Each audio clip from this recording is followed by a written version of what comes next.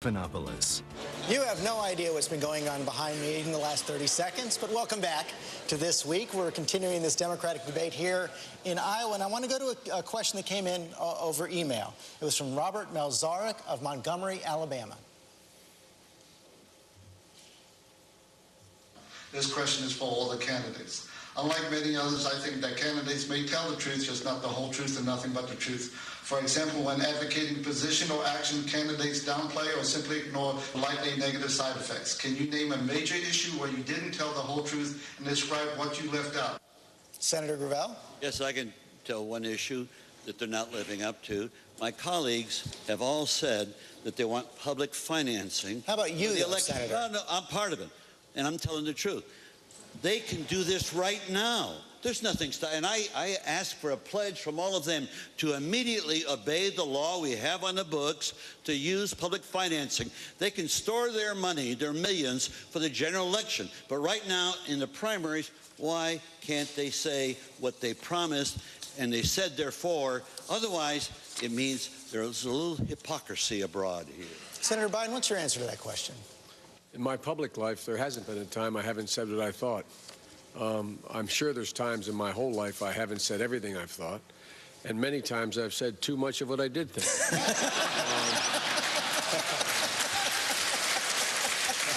But my problem isn't saying what I think.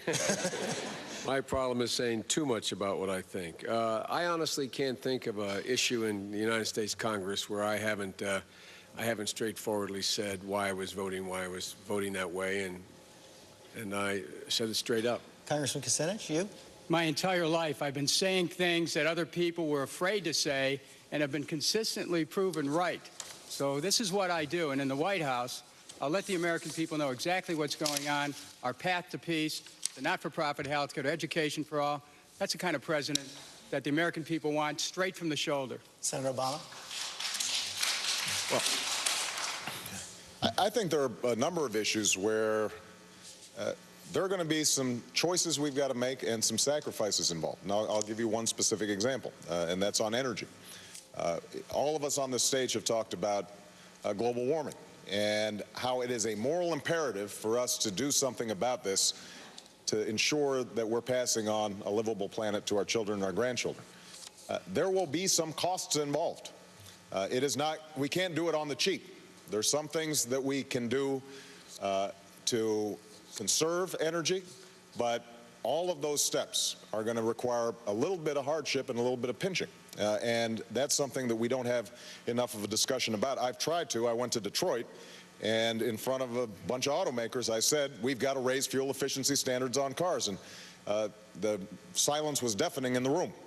But those are the kinds of choices I think that the next president is going to have to advance and have an honest conversation with the American people about. Senator Edwards? Wasn't the question whether there's ever been anything that we didn't say? That's what I'm asking you the question, right? That's what I thought it was. I think in my case that would be true about my vote on the war in Iraq. I was wrong to vote for this war, but beyond that, I had huge internal conflict at the time about giving George Bush this authority. And I did talk about, as all these other candidates have just said, I did talk about the things that persuaded me to cast the vote. But what I didn't express was the huge conflict I had because I did not trust George Bush. It turns out I was right not to have trusted him, and I cast the wrong vote. But that's the one time, and probably the single biggest time that I can think of. Senator Clinton? Well, I, too, regret giving George Bush the authority that he misused and abused. It was a very difficult decision, and I tried to weigh it as carefully as possible, talking to a lot of different people, and being assured, both publicly and privately, by President Bush and the people close to him that they would use the authority to go in and get inspectors and try to find out if there were weapons of mass destruction and pursue diplomacy. So, you know, looking back on it, I wouldn't have voted that way again, certainly, because obviously President Bush had no intention of doing what he said he was going to do. And obviously, for me, that is a great regret. But did you tell the whole truth when discussing it?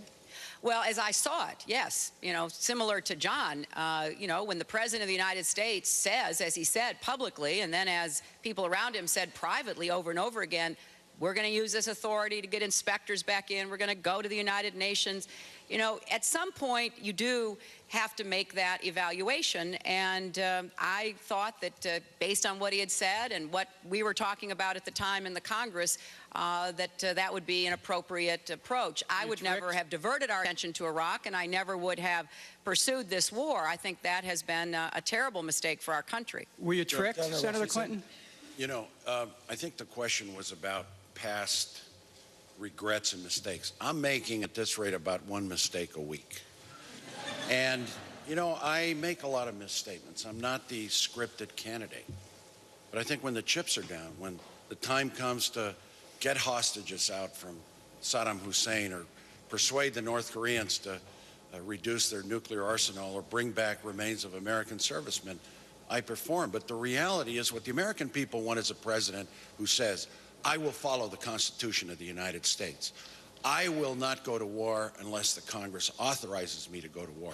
And we're going to get rid of those blemishes that America has, like Guantanamo, like eavesdropping on our citizens, like policies of torture, like returning habeas corpus.